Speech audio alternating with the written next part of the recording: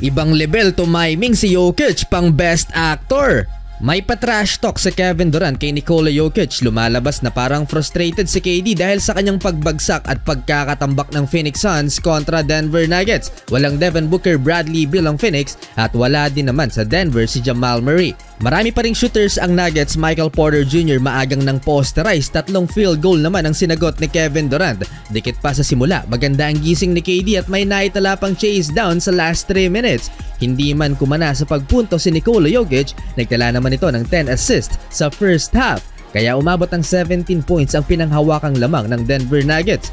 Nagangaspetong si Peyton Watson kay Jusuf Nurkic matapos tong two-handed slam dunk niya. Under 6-minute mark, dito nangyari yung patrash talk ni KD kay Jokic at papatapos ang first half, nag-run pa ang Phoenix Suns from 17-point lead. 7 na lang ang kanilang hinahabol, 70-63. Second poster attempt na MPJ, supalpal na ni Jusuf Nurkic at nagalamutombo pa. Buhat mode si KD, 22 points in 17 minutes with no turnover. Purely masterclass performance by Kevin Durant.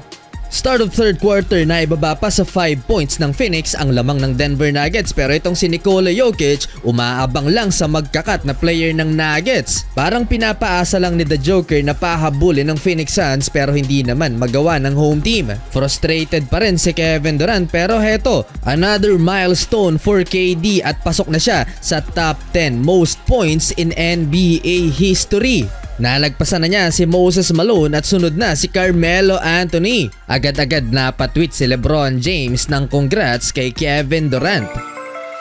Halfway nagsimula ang tunay na bakbakan sa pagitan ni Nikola Jokic at Jusuf Nurkic. One-on-one sila ng Suns big man sa paint. Nag-commit ng offensive foul si Jusuf Nurkic.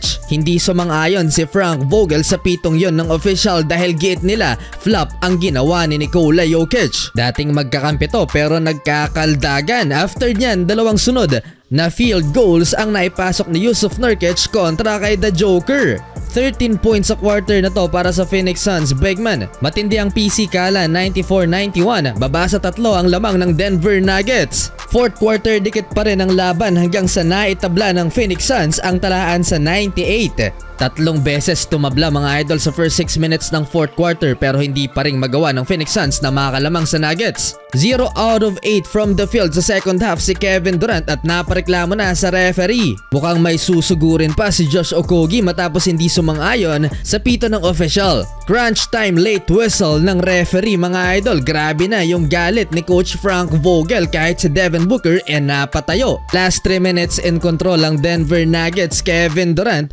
umaaray na dahil baldog lahat ng tira ni KD sa second half. KCP 3-pointer, Kevin Durant pinanghinaan na, wala ng energy si KD mga idol. Na-foul pa niya si Nikola Jokic, panalo sa uli ang Denver Nuggets.